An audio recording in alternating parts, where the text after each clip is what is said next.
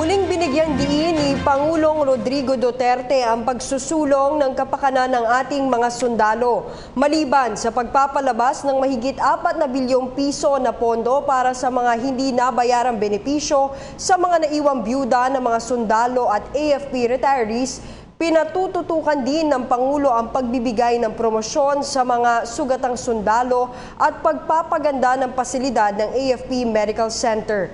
Ang detalye mula kay Julius de Samburon.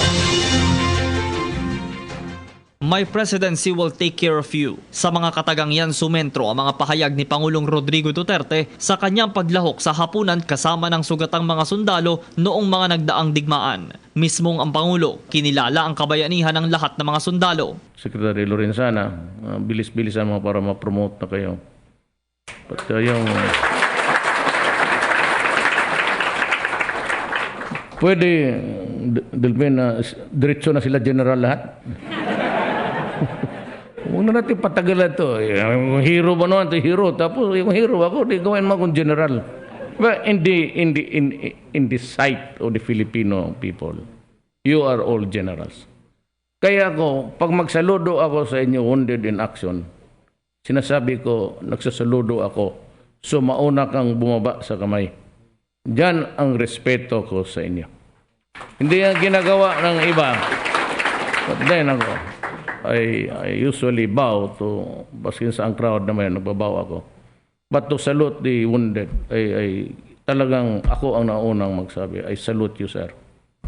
Tapos kung hindi mo ibaba yung kamay mo, may isang sundalo, nagtinginan na kami, sabi, ano gawin natin dito?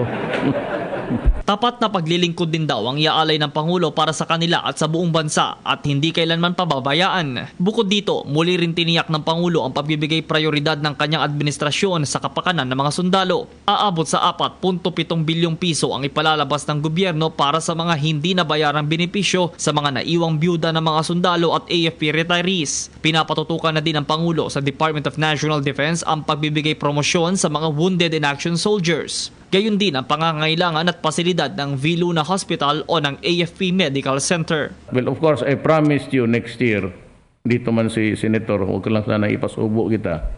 But I want you to promise us na dublado naman yung sweldo lahat, police pati sundalo, na I will start yung State University o the nearest, yung high school, National High School, i-accommodate ito sila lahat para sa mga ano yan. Talagang matitrain mga anak ninyo. Ang masasabi. So, libre ang edukasyon, kindergarten hanggang college. Ipinagpasalamat naman ng mga sundalo ang pag-anyaya sa kanila sa loob ng palasyo. Paliwanag naman ng Pangulo, hindi lang ito palasyo ng Malacanang, kundi palasyo ng Sambayanan o People's Palace. Isang sundalo naman ang nakatanggap ng electric wheelchair mula sa Pangulo, habang pinagkalooban naman niya ng laptop si Second Lieutenant Jerome Hacuba, ang sundalong nawalan ng paningin matapos sumabak sa digmaan. Halos sa isang buwan na yung nakalipas nang nagbisita si President Duterte sa Viluna. Nung hindi pa siya nagbisita doon, 4 na buwan ako nakamukmuk lang doon sa kwarto ko. Mahirap mawalan ng paningin. Siguro yung mga lowest moment ko doon, yung mga anak ko, paano na sila. Hindi ko na makikita yung paglaki nila. Pero gayon pa man, simula nung nagbisita doon si Presidente, talagang nagbagong lahat. At ito ay dahil sa isang panalangin. Para sa PTV News, Julius de Samburon. Ako po si Cathy San Gabriel. Subscribe na sa PTV YouTube channel.